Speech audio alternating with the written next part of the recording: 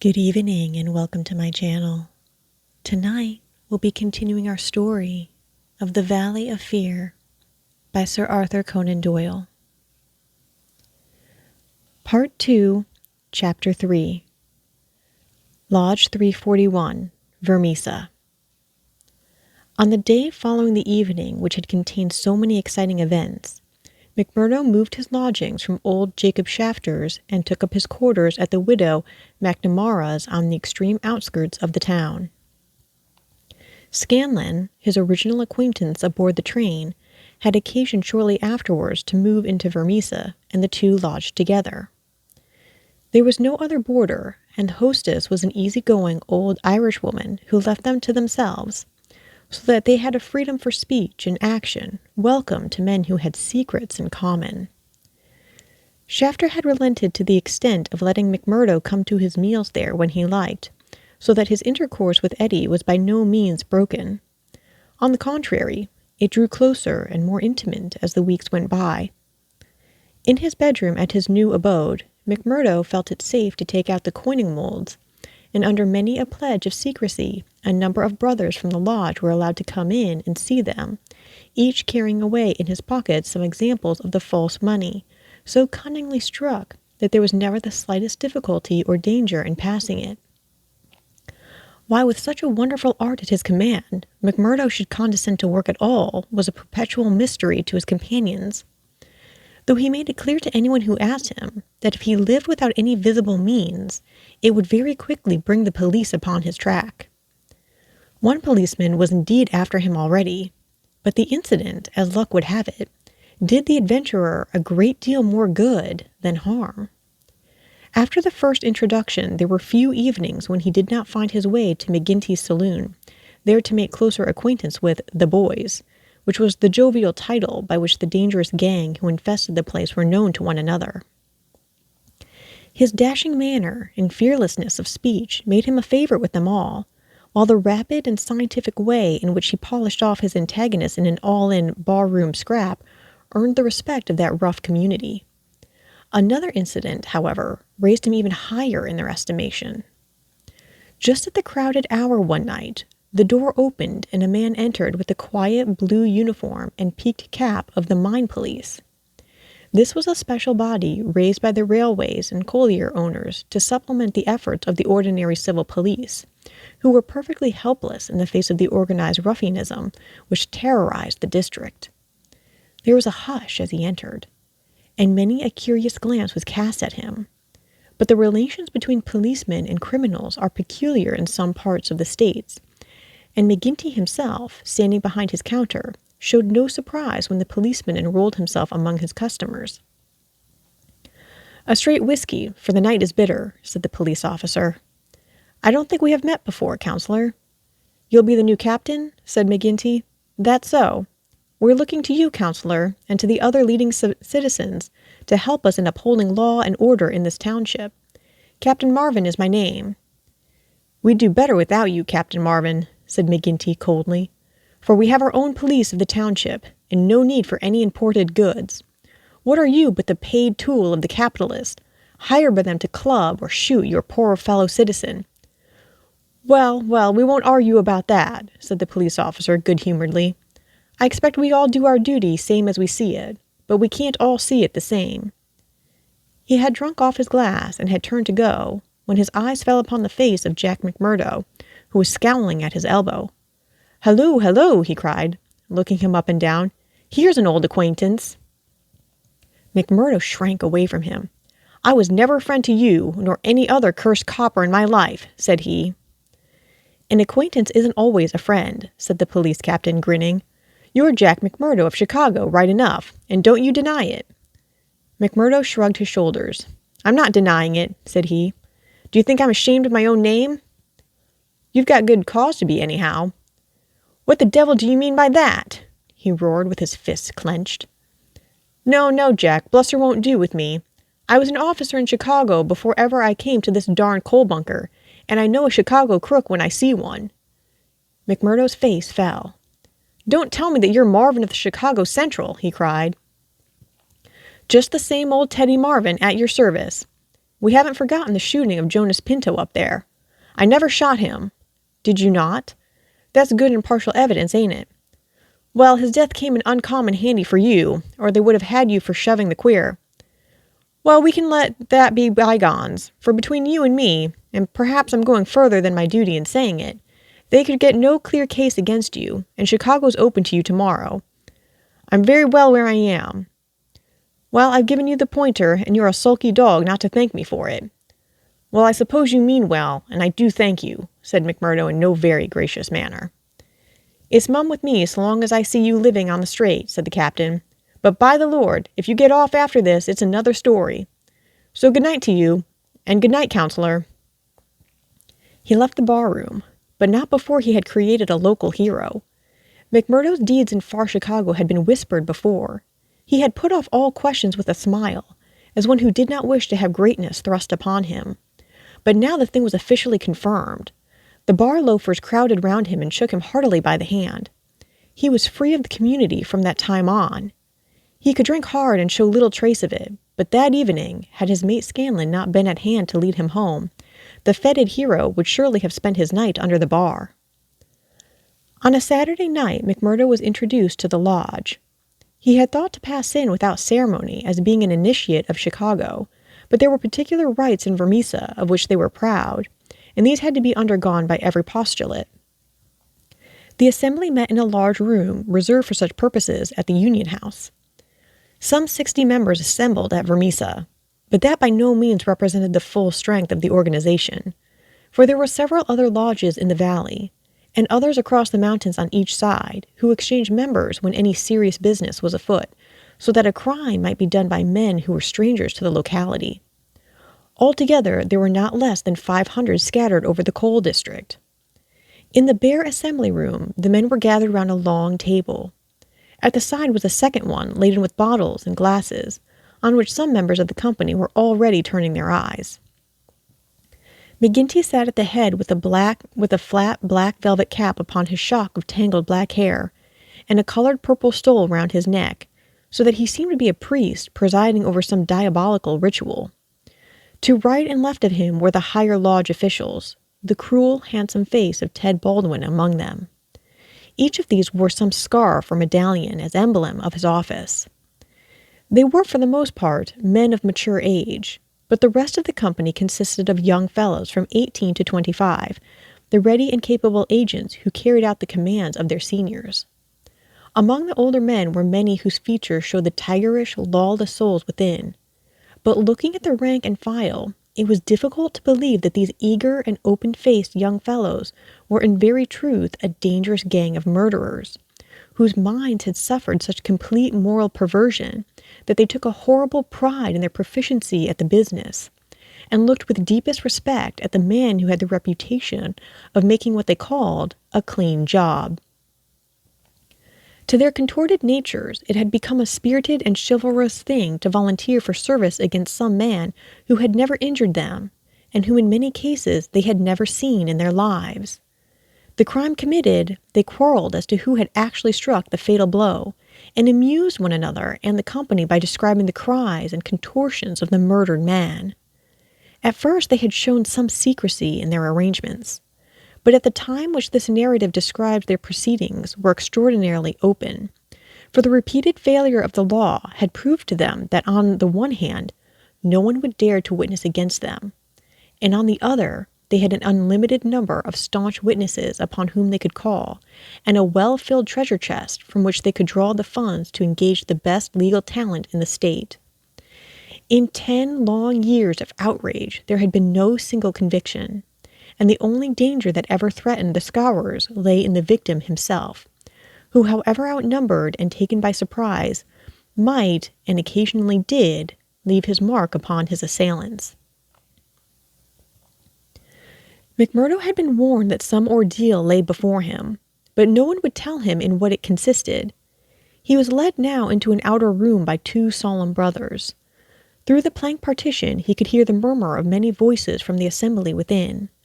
Once or twice he caught the sound of his own name, and he knew that they were discussing his candidacy. Then there entered an inner guard with a green and gold sash across his chest. "The bodymaster orders that she shall be trussed, blinded, and entered," said he. The three of them removed his coat, turned up the sleeve of his right arm, and finally passed a rope round above the elbows and made it fast. They next placed a thick black cap right over his head and the upper part of his face, so that he could see nothing. He was then led into the assembly hall. It was pitch dark and very oppressive under his hood.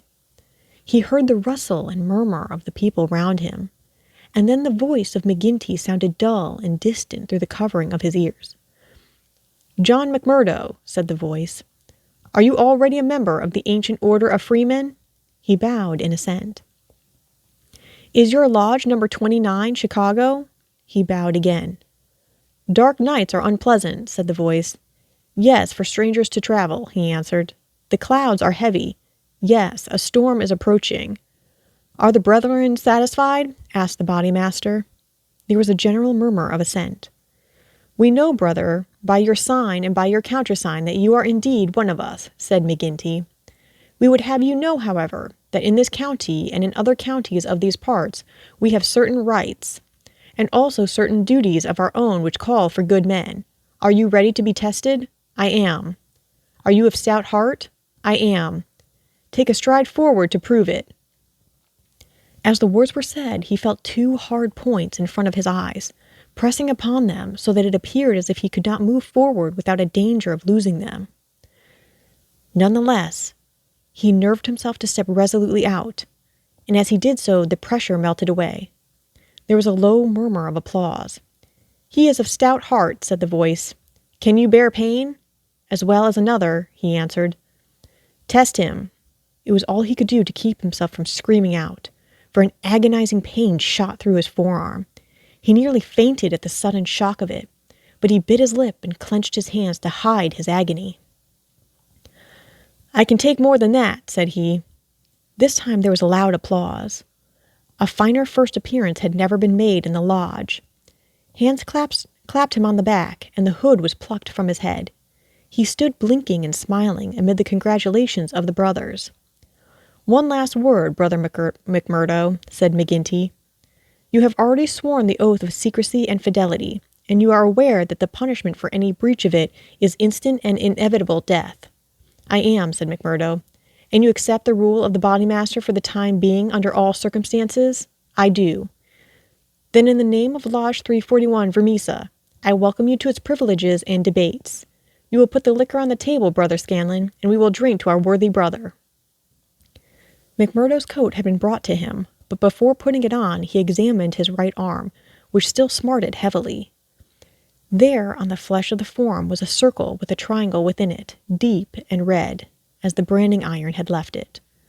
One or two of his neighbors pulled up their sleeves and showed their own lodge marks. "We've all had it," said one, "but not all as brave as you out over it." "Tut, it was nothing," said he, "but it burned and ached all the same." When the drinks which followed the ceremony of initiation had all been disposed of, the business of the lodge proceeded. McMurdo, accustomed only to the prosaic performances of Chicago, listened with open ears, and more surprised than he ventured to show to what followed. "The first business on the agenda paper," said McGinty, "is to read the following letter from Division Master Windle of Merton County Lodge 249. He says, "Dear Sir, there is a job to be done on Andrew Raw of Raw and Sturmash, coal owners near this place. You will remember that your lodge owes us a return, having had the service of two brethren in the matter of the patrolman last fall. You will send 2 good men. They will be taken charge of by Treasurer Higgins of this lodge, whose address you know. He will show them when to act and where. Yours in freedom, J.W. Windle, D.M.A.O.F. Windle has never refused us when we have had occasion to ask for the loan of a man or two, and it is not for us to refuse him." McGinty paused and looked round the room with his dull, malevolent eyes. "Who will volunteer for the job?" Several young fellows held up their hands. The bodymaster looked at them with an approving smile. "You'll do, Tiger Cormac. If you handle it as well as you did the last, you won't be wrong. And you, Wilson." "I've no pistol," said the volunteer, a mere boy in his teens. "It's your first, is it not?" Well, you have to be blooded sometime. It will be a great start for you. As to the pistol, you'll find it waiting for you, or I'm mistaken. If you report yourselves on Monday, it will be time enough. You'll get a great welcome when you return. Any reward this time? Asked Cormac, a thick-set, dark-faced, brutal-looking young man, whose ferocity had earned him the nickname of Tiger. Never mind the reward. You just do it for the honor of the thing. Maybe when it is done, there will be a few odd dollars at the bottom of the box. What has the man done? Asked young Wilson. Sure, it's not for the likes of you to ask what the man has done. He has been judged over there. That's no business of ours. All we have to do is carry it out for them, same as they would for us. Speaking of that, 2 brothers from the Merton Lodge are coming over to us next week to do some business in this quarter. Who are they? Asked someone. Faith, it is wiser not to ask. If you know nothing, you can testify nothing, and no trouble can come of it. But they are men who will make a clean job when they are about it. And time, too, cried Ted Baldwin. Folk are getting out of hand in these parts. It was only last week that 3 of our men were turned off by Foreman Blaker. It's been owing him a long time, and he'll get it full and proper. Get what? McMurdo whispered to his neighbor. The business end of a buckshot cartridge, cried the man with a loud laugh. What think you of our ways, brother? McMurdo's criminal soul seemed to have already absorbed the spirit of the vile association of which he was now a member. I like it well, said he. 'Tis a proper place for a lad of mettle. Several of those who sat around heard his words and applauded them. What's that? Cried the black-maned bodymaster from the end of the table. 'Tis our new brother, sir, who finds our ways to his taste. McMurdo rose to his feet for an instant. I would say, eminent bodymaster, that if a man should be wanted, I should take it as an honor to be chosen to help the lodge. There was great applause at this. It was felt that a new sun was pushing its rim above the horizon. To some of the elders, it seemed that the progress was a little too rapid. I would move, said the secretary, Haraway, a vulture-faced old grey-beard who sat near the chairman, that Brother McMurdo should wait until it is the good pleasure of the lodge to employ him. Sure, that was what I meant. I'm in your hands, said McMurdo. Your time will come, brother, said the chairman. We have marked you down as a willing man, and we believe that you will do good work in these parts. There is a small matter tonight in which you may take a hand if it so please you. I will wait for something that is worth while. You can come tonight anyhow, and it will help you to know what we stand for in this community. I will make the announcement later. Meanwhile, he glanced at his agenda paper. I have 1 or 2 more points to bring before the meeting. First of all, I will ask the treasurer as to our bank balance. There is the pension to Jim Carnaway's widow. He was struck down doing the work of the lodge, and it's for us to see that she is not the loser. Jim was shot last month when they tried to kill Chester Wilcox of Marley Creek, McMurdo's neighbor informed him. The funds are good at the moment, said the treasurer, with the bank book in front of him. The firms have been generous of late. Max Linder & Co. paid $500 to be left alone. Walker Brothers sent in $100, but I took it on myself to return it and ask for $5. If I do not hear by Wednesday, their wine and gear may get out of order. We had to burn their breaker last year before they became reasonable. Then the West Section Coaling Company has paid its annual contribution. We have enough on hand to meet any obligations. What about Archie Swindon? Asked a brother. He has sold out and left the district. The old devil left a note for us to say that he had rather be a free crossing sweeper in New York than a large mine owner under the power of a ring of blackmailers. By gar, it was as well that he made a break for it before the note reached us. I guess he won't show his face in this valley again. An elderly, clean-shaved man with a kindly face and a good brow rose from the end of the table which faced the chairman. Mr. Treasurer, he asked, may I ask who has bought the property of this man that we have driven out of the district? Yes, Brother Morris, it has been bought by the State and Merton County Railroad Company. And who bought the mines of Todman and of Lee that came into the market in the same way last year? The same company, Brother Morris. And who bought the ironworks of Manson and of Schumann and of Van Deer and of Atwood, which have all been given up of late? They were all bought by the West Gilmerton General Mining Company. I don't see, Brother Morris, said the chairman, that it matters to us who buys them, since they can't carry them out of the district. With all respect to you, eminent bodymaster, I think it may matter very much to us. This process has been going on now for 10 long years. We are gradually driving all the small men out of trade. What is the result? We find in their places great companies like the railroad or the General Iron, who have their directors in New York or Philadelphia and care nothing for our threats. We can take it out of their local bosses, but it only means that others will be sent in their stead, and we are making it dangerous for ourselves. The small men could not harm us. They had not the money nor the power. So long as we did not squeeze them too dry, they would stay on under our power. But if these big companies find that we stand between them and their profits, they will spare no pains and no expense to hunt us down and bring us to court." There was a hush at these ominous words, and every face darkened as gloomy looks were exchanged. So omnipotent and unchallenged had they been, that the very thought that there was possible retribution in the background had been banished from their minds. And yet the idea struck a chill to the most reckless of them. "It is my advice," the speaker continued, "that we go easier upon the small men. On the day that they have all been driven out, the power of this society will have been broken." Unwelcome truths are not popular. There were angry cries as the speaker resumed his seat. McGinty rose with gloom upon his brow. "Brother Morris," said he, "you are always a croaker. So long as the members of this lodge stand together, there is no power in the United States that can touch them. Sure, have we not tried it often enough in the low courts? I expect the big companies will find it easier to pay than to fight, same as the little companies do. And now, brethren," McGinty took off his black velvet cap and his stole as he spoke, "this lodge has finished its business for the evening, save for one small matter which may be mentioned when we are parting. The time has now come for fraternal refreshment and for harmony." Strange indeed is human nature. Here were these men to whom murder was familiar, who again and again had struck down the father of the family, some man against whom they had no personal feeling, without one thought of compunction or of compassion for his weeping wife or helpless children. And yet the tender or pathetic in music could move them to tears. McMurdo had a fine tenor voice, and if he had failed to gain the goodwill of the lodge before, it could no longer have been withheld after he had thrilled them with "I'm Sitting on the Stile, Mary," and "On the Banks of Allan Water."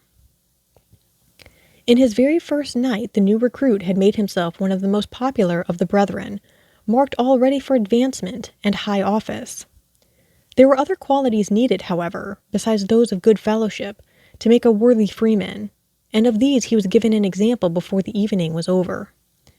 The whiskey bottle had passed round many times, and the men were flushed and ripe for mischief when their bodymaster rose once more to address them. "Boys," said he, "there's one man in this town that wants trimming up, and it's for you to see that he gets it. I'm speaking of James Stanger of the Herald. You've seen how he's been opening his mouth against us again?" There was a murmur of assent, with many a muttered oath. McGinty took a slip of paper from his waistcoat pocket. "Law and order, that's how he heads it. Reign of terror in the coal and iron district. 12 years have now elapsed since the first assassinations which proved the existence of a criminal organization in our midst. From that day, these outrages have never ceased, until now they have reached a pitch which makes us the opprobrium of the civilized world. Is it for such results as this that our great country welcomes to its bosom the alien who flies from the despotism of Europe? Is it that they shall themselves become tyrants over the very men who have given them shelter, and that a state of terrorism and lawlessness should be established under the very shadow of the sacred folds of the starry flag of freedom, which would raise horror in our minds if we read of it as existing under the most effete monarchy of the East? The men are known. The organization is patent and public. How long are we to endure it? Can we forever live—" "Sure, I've read enough of the slush," cried the chairman, tossing the paper down upon the table. "That's what he says of us. The question I'm asking you is, what shall we say to him?" "Kill him!" cried a dozen fierce voices. "I protest against that," said Brother Morris, the man of the good brow and shaved face. "I tell you, brethren, that our hand is too heavy in this valley, and that there will come a point where in self-defense every man will unite to crush us out. James Stanger is an old man. He is respected in the township and the district. His paper stands for all that is solid in the valley. If that man is struck down, there will be a stir through this state that will only end with our destruction." "And how would they bring about our destruction, Mr. Standback?" cried McGinty. "Is it by the police?" "Sure, half of them are in our pay, and half of them afraid of us. Or is it by the law courts and the judge? Haven't we tried that before now? And whatever came of it?" "There is a Judge Lynch that might try the case," said Brother Morris. A general shout of anger greeted the suggestion. "I have but to raise my finger," cried McGinty, "and I could put 200 men into this town that would clear it out from end to end." Then, suddenly raising his voice and bending his huge black brows into a terrible frown, "See here, Brother Morris, I have my eye on you, and have had for some time. You've no heart yourself, and you try to take the heart out of others. It will be an ill day for you, Brother Morris, when your own name comes on our agenda paper, and I'm thinking that it's just there that I ought to place it." Morris had turned deadly pale, and his knees seemed to give way under him as he fell back into his chair. He raised his glass in his trembling hand and drank before he could answer. "I apologize, eminent bodymaster, to you and to every brother in this lodge if I have said more than I should. I am a faithful member, you all know that, and it is my fear lest evil come to the lodge which makes me speak in anxious words. But I have greater trust in your judgment than in my own, eminent bodymaster, and I promise you that I will not offend again." The bodymaster's scowl relaxed as he listened to the humble words. "Very good, Brother Morris. It's myself that would be sorry if it were needful to give you a lesson. But so long as I am in this chair, we shall be a united lodge in word and in deed. And now, boys," he continued, looking round at the company, "I'll say this much, that if Stanger got his full deserts, there would be more trouble than we need ask for. These editors hang together, and every journal in the state would be crying out for police and troops. But I guess you can give him a pretty severe warning. Will you fix it, Brother Baldwin?" "Sure," said the young man, eagerly. "How many will you take?" "Half a dozen, and 2 to guard the door. You'll come, Gower, and you, Mansell, and you, Scanlon, and the 2 Willoughbys." "I promised the new brother he should go," said the chairman. Ted Baldwin looked at McMurdo with eyes which showed that he had not forgotten nor forgiven. "Well, he can come if he wants," he said in a surly voice. "That's enough. The sooner we get to work, the better." The company broke up with shouts and yells and snatches of drunken song. The bar was still crowded with revelers, and many of the brethren remained there. The little band who had been told off for duty passed out into the street, proceeding in 2s and 3s along the sidewalk, so as not to provoke attention. It was a bitterly cold night, with a half-moon shining brilliantly in a frosty, star-spangled sky. The men stopped and gathered in a yard which faced a high building. The words Vermissa Herald were printed in gold lettering between the brightly lit windows. From within came the clanking of the printing press. "Here, you," said Baldwin to McMurdo. "You can stand below at the door and see that the road is kept open for us. Arthur Willoughby can stay with you. You others come with me. Have no fears, boys, for we have a dozen witnesses that we are in the Union Bar at this very moment." It was nearly midnight, and the street was deserted save for 1 or 2 revelers upon their way home. The party crossed the road, and pushing open the door of the newspaper office, Baldwin and his men rushed in and up the stair which faced them. McMurdo and another remained below. From the room above came a shout, a cry for help, and then the sound of trampling feet and of falling chairs. An instant later, a gray-haired man rushed out on the landing. He was seized before he could get farther, and his spectacles came tinkling down to McMurdo's feet. There was a thud and a groan. He was on his face, and half a dozen sticks were clattering together as they fell upon him. He writhed, and his long, thin limbs quivered under the blows. The other ceased at last. But Baldwin, his cruel face set in an infernal smile, was hacking at the man's head, which he vainly endeavored to defend with his arms. His white hair was dabbled with patches of blood. Baldwin was still stooping over his victim, putting in short, vicious blow whenever he could see a part exposed, when McMurdo dashed up the stair and pushed him back. "You'll kill the man," said he. "Drop it." Baldwin looked at him in amazement. "Curse you," he cried. "Who are you to interfere? You that are new to the lodge. Stand back!" He raised his stick, but McMurdo had whipped his pistol out of his pocket. "Stand back yourself," he cried. "I'll blow your face in if you lay a hand on me. As to the lodge, wasn't it the order of the bodymaster that the man was not to be killed? And what are you doing but killing him?" "It's truth, he says," remarked one of the men. "By guard, you'd best hurry yourselves," cried the man below. "The windows are all lighting up, and you'll have the whole town here inside of 5 minutes." There was indeed the sound of shouting in the street, and a little group of compositors and pressmen was forming in the hall below and nerving itself to action. Leaving the limp and motionless body of the editor at the head of the stair, the criminals rushed down and made their way swiftly along the street. Having reached the Union House, some of them mixed with the crowd in McGinty's saloon, whispering across the bar to the boss that the job had been well carried through. Others, and among them McMurdo, broke away into side streets, and so by devious paths to their own homes. Thus ends Part 2, Chapter 3 of The Valley of Fear by Sir Arthur Conan Doyle.